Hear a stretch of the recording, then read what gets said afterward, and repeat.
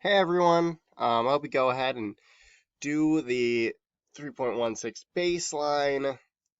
Um, and if you've done the baseline, which you should have by now, it's pretty, you have an idea of what we're doing. So we're going to learn how to prevent bad situations, how to avoid and prevent bad situations from happening in the first place. What we've learned from the war on drugs, which was a big, there was a big campaign really going after drug use and drug use with minors and with young people in the 80s, and that was the Just Say No campaign, and it was largely ineffective. Um, and that's because it there's more to refusing something and persuading someone not to do something than just saying no. Um, so that's a lesson we learned, and so that's why this lesson really goes more into depth on how to more effectively refuse something or persuade someone not to do something that could be potentially harmful. Ooh, this cut out a little bit. Whoop, let's just expand it right there. So remember when you're oop, oop, oop, I'm falling apart. Remember to be firm when you're having these statements and be specific. State your concern. You don't want to hit them with like, oh, I just don't want, I just don't think so. Be firm. No, I don't want to. Say something more than that's not cool. You got to really state why specifically, propose an alternative plan, and have a backup plan. That's all this means. Pretty much the biggest takeaway is just to be specific. Because otherwise, if you're too open-ended, people are going to be like, well, I think you should. And they're really gonna like dig in and dig in more, and it's just gonna be harder. Well, um, so refusal and persuasion skills. So here's the refusal steps. The persuasion steps are pretty much the same, except that when we're dealing with persuasion, it's for someone else, and when you're dealing with refusal, it's for yourself. Um, so first of all, state or stand your concern firmly. Say why, propose an alternative plan, and have a backup plan. And I made, an example for you guys. Um, so I'll go over that in a second. Um, and like I said, persuasion, pretty much the same thing.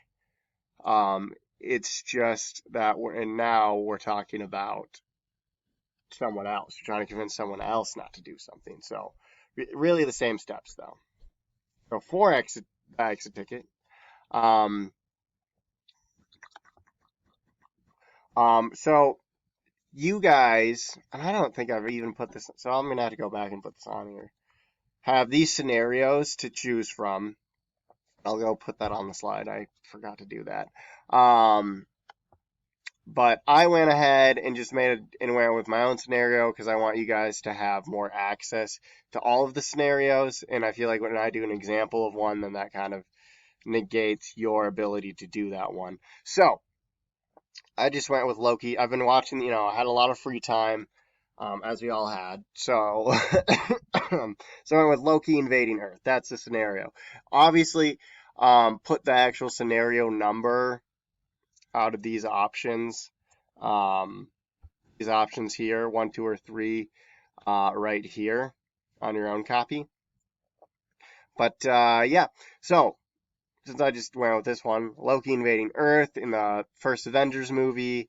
So is this a refusal or persuasion? Well, in this case, I'm trying to, I'll capitalize persuasion, convince Loki not to invade Earth. So that's me convincing someone else not to do something. So therefore, it's persuasion.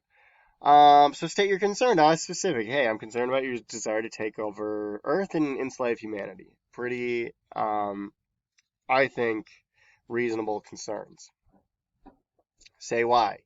You could end up in jail, throw away any rights to the Asgardian.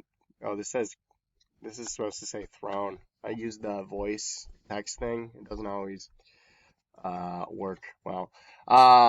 Throne. And I spelled throne wrong. I hope you're going, and you know what, you're gonna. This is not.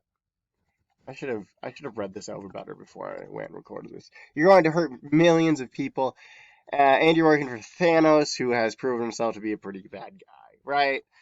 Don't go ahead. Obviously, we know if you guys have seen the movie. I'm not trying to like give away spoilers, but honestly, it's been out for like years now, so I don't feel like that bad about it. Um, um, that the invasion of New York doesn't go well for him. So if someone had just had this conversation with him beforehand, well, I really could have saved him a lot of trouble. And then have a backup plan. Hey, maybe instead you can, apply for a job with the Avengers, or you could see if, maybe a planet, your dad, the King of Asgard, maybe there's a planet your dad, the King of Asgard, needs help running. Loki, he's got options. This isn't his only thing he can do. He could apply his skills in much better ways that would really help not only just humanity but the whole galaxy, um, and really make life for everyone better.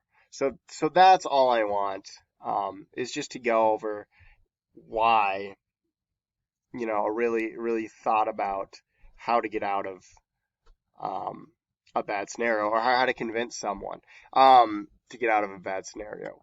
Your scenarios obviously are much more like realistic, in terms of things you actually go through, um, and some of them are persuasion, and some of them are refusal, and you guys are just going to have to figure out which one's which, and then throw it in here. So that's the task for today. Let me know if you have any questions.